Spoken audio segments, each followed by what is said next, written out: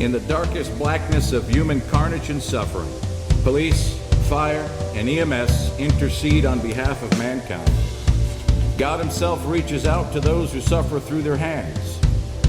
Their service is a clear and unmistakable demonstration that God does not abandon people in the storms of life. Well, hello, everyone, and welcome to the Ogle County Peer Support Network. Joining me in the studio today, I've got retired Byron Fire Chief Mike Lewis, and we have a live audience with us here in the studio as well. But we're excited to spend a few minutes here today, Chief. Really just wanted to answer some questions in what we call the FAQ, the frequently asked questions. And throughout the 25 years of chaplaincy, these questions have resurfaced more than once. I can only imagine after looking through the list. Yeah, so because these are questions I know that I've had myself. Absolutely. And obviously it is such an honor and a privilege to serve in any capacity when it comes to helping people navigate the storms of life. And being the department chaplain here for the Ogle County Sheriff's Office, my priority and first focus is the employees and their families. Right. That's important to make a special note of, is that provision has been made to provide this resource for employees, and that would include retirees as well. Yes. And family members. So very important. Absolutely. But some of these questions, I think we'll just, you can just ask me the questions. I'll answer them, and I even brought a copy of my book here because the book was written to help answer a lot of these questions. So, Chief Lewis, what's the first question that we've got from our listeners? The first question is from our listening audience: what exactly does a chaplain do? That question I've been asked so many times, and interesting enough, the very first chapter of the book, the first paragraph, right out of the chute, what is a chaplain? And I'll just read right from the book. It's a question that I've been asked many times throughout my career. To answer it, I'll start by explaining what a chaplain is not. A chaplain is not forced religion or an endorsement of any faith preference. There is a popular misconception that a chaplain is all about religion, subjecting you to lectures on virtue while trying to make converts among the personnel. This is one reason why some departments are hesitant to commit to a chaplaincy program. It's important to understand also that a chaplain is not a violation of your First Amendment rights either. So a chaplain is a coordinator of resources, providing presence and offering support for people of any faith or people of no faith. And I want to add something else, Chief, to this, that what does a chaplain do? What exactly does a chaplain do? It is my responsibility to provide education as well as to what I do. I don't expect people to automatically know what I do, so I have to also provide education and raise awareness. So oftentimes when I'm in the community during my work days, of course I'm never off the clock, but a lot of times I will wear something that identifies me because I'm raising awareness. I'm calling attention to the fact that we have a department chaplain. And there will always be conversations that will follow. It's like, wow, what is a chaplain? And I remember one guy said to me, we were in a store, and I was wearing a shirt, and he said, chaplain, what is that, like religion or something? And so the conversation went from there. So not only providing a supportive presence, but a coordinator of resources. And then I like to say it this way, I'm here to do as much or as little as you need. Pretty simple, huh? In a complicated way. in a complicated way. That means blessed are the flexible because they will not be bent out of shape. Yeah, I rely on that one quite a bit. I stay flexible, and so to see a chaplain out and about, a chaplain within the department making what I call making rounds or showing up on scene, they're just to show support, just to be a presence, and to coordinate resources. Well, I think of course we've been involved with over 10 years now with a chaplain group that you oversee. And it's been amazing to me as their first thoughts of what they were supposed to do as chaplains, because it is I know in our department, when we started the chaplain program, we really didn't know how to spell chaplain. And it wasn't what we thought it was going to be. We really thought it was you keeping the crying women off of our backs when we went to calls. And it wasn't till probably a few years later that I realized what it really meant for our department, and specifically for what it meant to me. Yeah, yeah. Well, and the best, and I think this would be a good time to insert something here. The best case scenario, and we've learned over the years that we've been doing this, we have learned what works well, what doesn't work so well. But best case scenario is, in our case, not only did we meet through the chaplaincy, me being the department chaplain for you, but I also became your pastor. Yeah. And that seems to be the best case scenario to fully realize the resource that a chaplain can bring. And again, that was probably a few years later after. I mean, you started in 2000. I don't think it was until 2005, maybe 2004, that a good friend of mine told me, because he realized that I was struggling with everything, mostly with what was going on at work, but it had dovetailed into home life as well, to parts of my career that I'm not too proud of, actually. And so he told me, you need to go to that church and talk to you. And honestly, at that point, I had been on calls where you had showed up for us as a chaplain, but I'd really never ever talked to you. And because I told him, I was thinking about going to this other church, and he said, hey, because he's spoken to my life before, and he said, you need to go here, but take a rope with you, tie yourself into the seat because you're going to need to. And he weren't wrong. He weren't wrong. He weren't wrong. And consequently, through the years, I attribute my sitting here yet today instead of being in the dirt by that move that I made, because it changed everything for me. Well, it changed everything for me too, and I've learned so much through our relationship. Now, saying this, we're not telling you that you have to come to my church and I have to be your pastor. That's not what we're saying. Right. However, for a person such as yourself, a person of faith, obviously a person of Christian faith, and you weren't going anywhere, you had no church connection or affiliation per se, it worked. This was the best case scenario, and it has worked out very well. Right.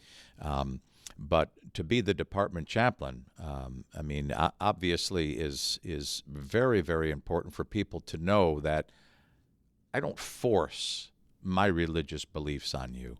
And that might be a good place to put the second question in place. And I'm not religious.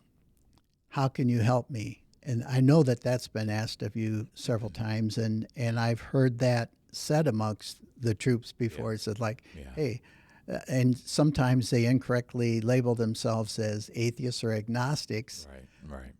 When in fact they do believe in a higher power, they just need to be pointed to what that higher power is. Exactly. But that said, what if I'm not religious? Yeah, what can you do for me? And I can recall the times that this was presented to me, and it's an honest question. Hey, I'm not religious. How do you help me? And I'd say it this way: all people of faith and people of no faith, need practical support. All people of faith and people of no faith, will benefit from a compassionate presence on scene. And I remember on more than one occasion, it was presented to me this way: well, I don't believe like you do, so I don't need you coming to help me. So, we'll see, I coordinate resources, so I will find the person that you need to come support you. I will make the phone calls. If I have to, I will go find your minister of choosing, your of whatever your faith persuasion is. And see, that there's a big misconception that, I'm not going to call you, I'm not religious, or I'm not of your flavor or your brand of Christianity. But but my job is to coordinate resources to support you, to help you. And it's as much or as little as you need, and people need to I think people need to understand that. It's kind of funny to say this, but I'm thinking of so many different situations in 25 years, and I showed up on the one particular call, and I actually got the cigarettes for the person so that they could start smoking to help calm them down. And I just remember one of the first responders on scene just looked at me like, wait a minute, you're a pastor and you're giving them cigarettes? And I said, this is probably the first and only time that you see a chaplain doing this, but it's what they needed at the moment to help them. And, I mean, whether it's a glass of water, whether it's a cigarette, I mean, certainly not going to pass out alcohol, but you'd be surprised. I mean, my job is to pay attention and try to determine what's going to help you. What do you need from me right now? Sometimes just to be there and not say a whole lot. So whether you are, quote unquote, religious or not, whether you have a particular faith persuasion or you don't, you too can benefit from practical support. Practical support. That includes just about anything. Providing transportation and making phone calls is a big thing. When you're in a traumatic incident or an event and something has happened and you're not able to function, well, guess what? I will discern that, and I can make phone calls for you. I will call family members. I will call whoever you need me to, and I will stay with you through the whole process. Times when I've taken people to the hospital and stayed with them for hours. Of course, I'm not always going to be available to do that, but the times that I am, absolutely. Absolutely. Yeah, I think that's something that I've witnessed myself with it. When people are involved in a traumatic event, whether it be a car crash or a loved one has just been taken to the hospital, it jolts them into a very chaotic, what would you call it, situation.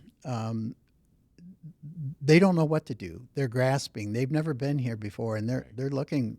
And if somebody will calmly guide them, it calms them down every time. It's amazing to watch from a distance to see how that works for people. And I'll tell you what, for the first responder community, that is part of what we can do for people. Well, your system's on overload, right? So your system's on overload. Something's going to short circuit. And sometimes people don't understand why. People will start to shake. The mouth instantly goes dry. You can't function. Any number of things can happen. I mean, in 25 years of doing this, people have collapsed in my arms. People have gotten completely out of control, physically violent. Language, abusive language, any number of things can happen. You just don't know. And to have this presence there, a calming presence, a controlling presence, is so vital and so important. And again, I mean, obviously we're all different, but we're all the same. Yeah. And we all need and can use compassion, and we all need and can use practical support, and that's what a chaplain provides. So, and I think before we get too far along the line with this third one, I think is big, because I think that's a misconception that not only do the first responders have, but their organizations, before they would invoke a chaplain program, is, are you going to preach to me? That is a common one, very common. And the long and short of it is this. Yeah, I'm going to preach to you if you ask me to. Otherwise, no, I'm not. But if you need me to and want me to, absolutely. And I've been asked to. I've been asked to pray. I've been asked to quote a Bible passage. I've been asked to give some inspiring or encouraging or word of exhortment or something. But by and large, Absolutely not. The chaplain is not there to preach at you or preach to you. The chaplain is not there to lecture you on virtuous living and morals. You know, it's Unless you ask. well, and if you ask me, absolutely, because first and foremost, I am a minister of the gospel. I have a paying job at my church, the solo pastor at our church, and I have a responsibility to respond. If you need me to or want me to, yes, I will. But now remember, you asked, so here it goes. And usually I'll preface it by saying that. Now remember, you asked, so here goes. And you want me to comment on this or that. You want me to say this or that. But no, a chaplain is not there to preach at you or preach to you. That any chaplain that does that doesn't understand his or her role. That being said, though, I believe in the course of our work with being able to teach at several different firefighter training functions. We've asked the question already going around the room: what is your religious preference, or what is your higher power, or do you have one? And overwhelmingly, I would say over 80% for sure, and probably 90% of them have some sense that there is a God. Mm-hmm. And after that, it varies, of course, which it does with all Christians.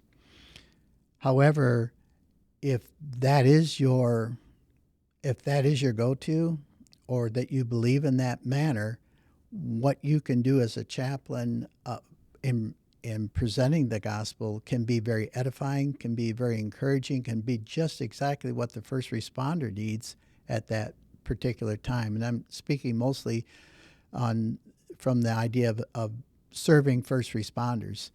So if you are a Christian first responder, or believe that there is a higher power, you're a great person to be able to gently brought into that, and given some guidelines of where you can start in to engage further or to learn more. I've seen you do it before. I mean, you did it to me. You never beat me over the head with the Bible, even before I started going to the church that you were preaching at. And I think that's what really drew me to you. You were real. You didn't force anything on me. You never told me I should go to your church. It was another guy that said, hey, you really need to go to that guy's church. So I think that's important for the first responder to realize that if you have a leaning in that direction, or if you have questions, you're a great resource for that, to gently and really lovingly guide a person into the right direction. Well, those are some very kind words, and encouraging to me. And obviously it means a lot coming from someone that I do trust. We've been through a lot together, and we've Have seen we? a lot. Yeah, we first responders are first and foremost husbands, wives, mothers, fathers, brothers, sisters. I mean, you came from somewhere. You didn't just come right out of this mold and separate it from real life. You started off as a real person. You're still a real person, but not often viewed that way. But you have your own emotions. You have your own convictions. You have your own thoughts. And sometimes it's as simple as encouraging you or creating that safe space where we can be real with one another. Yeah. I love it when first responders are real with me. I love it when they'll just take the plunge with me and say, listen, just ask me anything. We can talk about anything, including, and this has happened multiple times, do you think they're in heaven, or did they go right to hell? Now, that's a real question, referring to someone who was killed or took their own life. Unfortunately, there are a fair amount of first responders who are dying by suicide, and we can talk a little bit more about that, and I think we probably should, because really, maybe this is a good time to reiterate the story. It was a debriefing that I was called to conduct with an entire department, and they had just lost one of their members to suicide. And on the way there, I traveled with two of the administrators and walked into this huge, like a training room, a large facility, large training room, full. Every seat was full. And they were just devastated. I can just remember the heaviness in that room.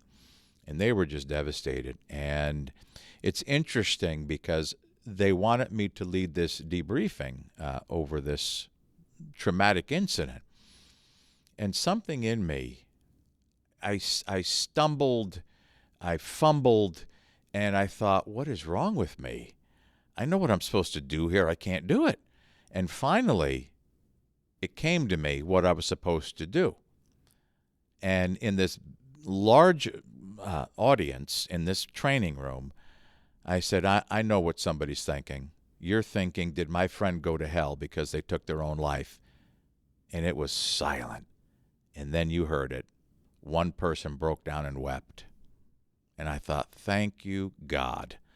So I went over to the individual, and I stood there, put my hand on his back and his shoulders, and just kind of rubbed his shoulders. And we went from there. We just went into this debriefing and this was a real question for this person. No doubt more than one person thought that Yes. day. Yes. Because inevitably we do think these thoughts, and I was able to address that and go from there. I'd never had an experience quite like it and haven't had one since, but I just knew that there was, like you say, a higher power that was leading me in that direction. And as soon as that first responder broke down and began to weep, I thought, wow, this is what it's all about. It's breakthrough. Breakthrough. Yeah. Yeah. I mean, so sometimes you have to, and I know we're getting ahead of ourselves, but sometimes you have to dispense with the formality and just go with what your feeling led to do at that moment. It's like, I can't tell you why, but I just could not get the words out. I couldn't go through it. I couldn't ask the questions, and I'm like, what is going on here? And that's when I knew what to do next. Yeah. Debriefings, I've attended a few over my years, and I wasn't at that one. I wish I would have been, actually, because I think it's the first true real one that I've heard about. Most of the time I've walked away in worse shape than what I went in with. Yeah. Because they don't really hit the true points. I mean, I know critical incident stress management debriefing has its own set of protocols, and here's step one, here's step two. But a person can't really put themselves in that until that's happened to you. And it is a devastating thing to a department. You've witnessed it, and I can't imagine it. I've been very fortunate through my career that I didn't have to. But when you have even a person who gets hurt in an incident, it's very devastating to you and to your department. And you need somebody that's real, that's willing to take those risks of following that unction. Yeah. Well, and that's the way I look at it is somebody who's real, somebody who's willing to take the risks. It means you may be criticized, you may be misunderstood, but I think that you, as a first responder, deserve my very best. You deserve for me to be real and to be honest with you. I'm not going to shove religion down your throat. I'm not going to preach at you unless you ask me to. I'm not going to quote Bible passages unless you ask me to. I'm there to support you. I'm there to be a supportive, compassionate presence for you, and just to be real. And, I've been a part of line of duty death for law enforcement and for fire. I've been a part of fire and law enforcement suicide, and none of it's pleasant or easy. And the last thing in the world I want to do is just be pat, rote, routine. That's the last thing I want. And I'll be honest with you. I decided a long time ago that I was not going to go up to people and say, "Oh, I'm so sorry for your loss." I just can't do that anymore. I've been with people through the 25 years I've been doing this, more than 25 years, where it's so empty. People don't know what else to say. "I'm so sorry for your loss. I'm so sorry for your loss." What are you sorry for? I'm the one who lost somebody, Yeah. and any number of emotions are conjured up. And I thought, I'm just going to go with my heart and walk into a situation. And here's what I found myself saying: I am so sorry that I have to meet you like this. I wish that there were another way. I wish I didn't have to meet you like this. Now, whether or not that means anything to them, it helps me because I don't want to just be like everybody else. "I'm so sorry for your loss. I'm so sorry for your loss." Well, those words become like, "How are you today?" Exactly. Same thing. And exactly. and we just, it goes in and out. Yeah. There's no feelings with it. There's no compassion with that. Yeah. I've been with you on several calls where people have passed away, and you're having to tell the family or whatever, and I just love watching you because it's never the same. Yeah. It's not, that's exactly right. Everything has to be, in my mind, custom fit for the circumstance, for the individual, for the family. And that's one thing I work very hard at, is keeping a sensitive, open heart, staying touchable, but staying teachable and pliable, if you will, and not going into a situation with step 1, step 2, step 3, like you're reading a script. Yeah. I can't stand when that happens, and I won't do it to people. And Chief, I always tell myself, if it were me that was deceased, if I had perished, and someone were coming to my home, how would I want them to treat my family? That's the way I'm going to treat you and your family. And I'm very, very adamant about this. I know we're taking the long way around, but I think it's good for people to hear this perspective. And being the department chaplain for our sheriff's office, I think people need to understand my mindset. I think they need to hear from me. This is my perspective. This is the way I view life. This is my worldview, is that you deserve for me to be real. Yeah. And I won't give you anything less. Yeah. And I think that was our misconception when we started the chaplain program in our fire department. Like I said, it was to keep the crying women off our back. I say that in jest, but honestly, that's what we were looking at, is that somebody could come in there and take the family in the other room while we're doing CPR on their loved one and be able to explain, or if we're out at a fire or an accident, be able to explain to other victims, whatever the case might be.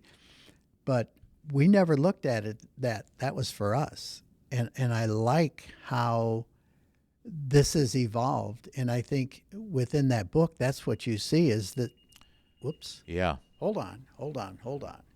Forgot to silence the old telly. All right. Talk about keeping it real, man. When the alarm goes off. But let's see if I can get back in the groove here. But it took me a while to figure out, and I'll be honest with you, I was a hard case to figure out that you were there for us, the first responders. And if we utilized that, it made things go a whole lot better. A chief that we both know and respect once said, he said, you know what you're like, you as the chaplain, you're like a lightning rod. You help absorb the negative energy. And I like that. I like that because when you're dealing with something very traumatic and very difficult, you need one another. I'm talking about first responders. I'm talking about getting all of your resources together, and don't do this alone. And dear Lord, whatever you do, don't make a death notification alone. That is a no-no. You don't need further trauma, Right. Having to deliver this horrific news to a family, but to be there to help absorb the negative energy, and it will diffuse much better that way. We draw strength one from another. Well, I think that's an important thing to realize, that that's actually helping the first responder. Exactly. I Exactly. mean, it's great for the family, and that is a very traumatic time for you Yeah, as the deliverer, as well as if it is for the family. absolutely. And but for the first responder, having to go there along with whether they be a deputy or coroner or whatever, it's great to have that chaplain there to help with that. Absolutely, absolutely. And yeah, we've been unfortunately have had to do a number of these, and that's one thing I have to say to all of our employees, those who are tasked with that duty of doing a death notification. Do not do it alone. You mustn't do it alone. It's so humbling to me too that you are you are about to enter into this family's world, and what you say and do next will stay with them forever and ever. They will never forget that moment. It is so humbling. And, we need each other to keep each other real as well. Don't go in there robotic, No, a cold, callous robot, if you will. pull out your notepad to see Exactly. how you're supposed to do this. Yeah. Exactly. And like I said, I've had people collapse in my arms. I've watched the color drain, literally people turning white before my eyes. And at that moment, of course, there's a lot of politics involved in everything. We know that. Right. But at that moment, I throw all that out the window and I go and embrace these people and I hold on to them because that's what they need. Well, you can't do that. You can't touch them. Well, watch me. Watch me not touch them. Because this is what these people need right now is someone to hold them. And it may sound a little funny, but yeah, I agree with that wholeheartedly. They'll never forget that, and that part of humanity that you can impart to them, that somebody cares. Mm-hmm. That's undescribable. Absolutely. Well, we're here to serve, aren't we? I mean, isn't that isn't that our highest call is to serve one another? And I've often said it this way. Throughout all of eternity, if you believe in that, if you believe in that kind of thing, if you believe that there is a heaven, throughout all of eternity, what will we be doing for each other? Serving one another. That's what we're here to do. Yeah. It's not about you anymore. It's about, hey, how do I serve you? And I say it this way. It's in the scripture says it's more blessed to give than to receive. I believe that. I live by that. Yeah. I've put this into practice in my own life. It's a very selfish, self-centered world when people are only in it for what they can get. What can you do for me? How do you benefit me? How is this going to help me and my agenda? And, through the years, I've had many people come to me and want to be a part of the chaplaincy because they see what I do. They see it working. And it's like, hey, man, I want to be a part of this. And it's like, some of those people, you can read right through them and you say, heck no, I don't want to be anywhere near you. I won't work with just any other chaplains. I just won't do it. Some of these guys and gals, why they're doing it, I'll never know. But I always say all chaplains are not created equal, any more than all first responders are. Well, I think a lot of departments don't understand what a chaplain really is. And I think that's where this book could be a great resource for Absolutely. any organization that is even Yeah. remotely considering having a chaplain. And what I love what they've done here, they have a chaplain-led peer support team. Yeah. To me, that's like perfect. Yeah, that's amazing because I think in the class that I had attended recently, I say recently, the most recent one, a 4-day peer support leader class, the instructors are retired law enforcement, and they said, the fire service is ahead of us on that peer support curve. We're playing catch up in many respects, but there's good ways to go about this. There are better ways to go about it, and then there are not such good ways to go about this. And so what they're learning is that, well, it's good to have a chaplain be a part of the team, but it's even better to have your department chaplain lead the team. Well, I think that's what the instructors learned from you. Exactly.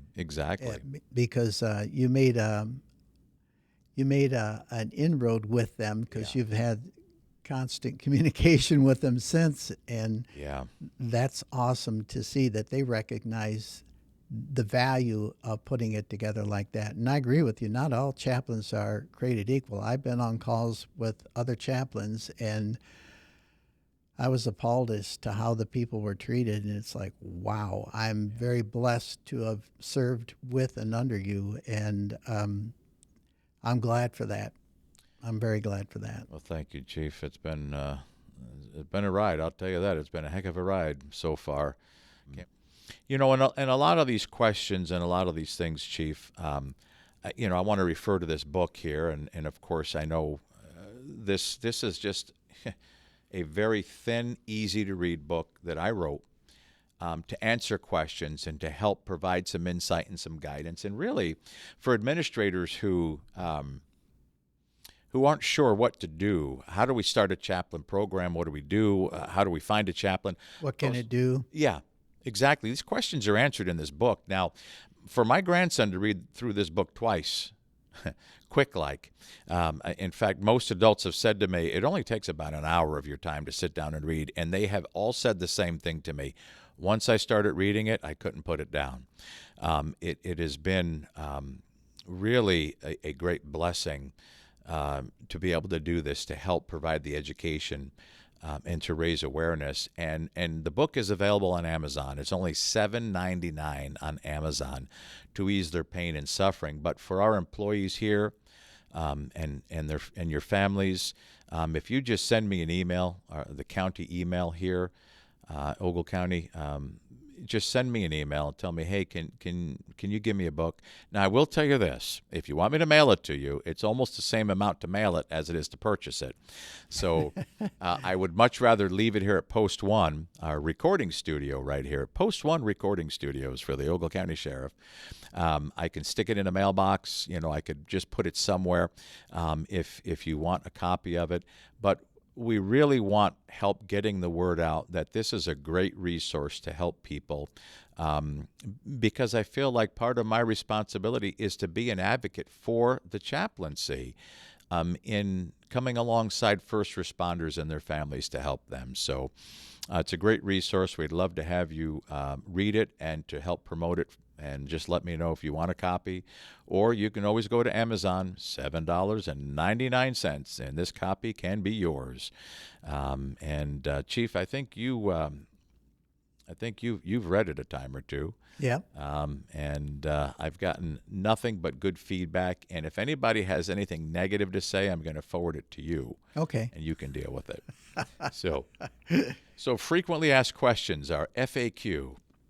There we go. This has been a representative of these questions that have actual questions through the years, and no doubt I'm going to get these questions again and again. So hopefully this helps. This has just been just a great privilege, and can't wait to see where all this goes. And we are going to be looking to get some family training and get some couples together and just talk back and forth about stuff that's pertinent and relevant. So just stay tuned and look forward to our next one. So thank you, Chief. Thank you. We'll see you guys next time. Dispatch from Route 7 Command. Man, go ahead. Need a chaplain at this location? 10-4.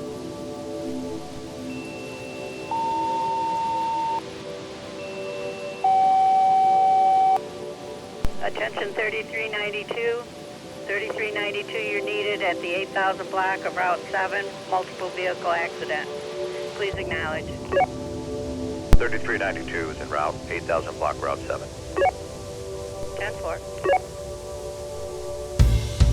In the darkest blackness of human carnage and suffering, police, fire, and EMS intercede on behalf of mankind. God himself reaches out to those who suffer through their hands. Their service is a clear and unmistakable demonstration that God does not abandon people in the storms of life.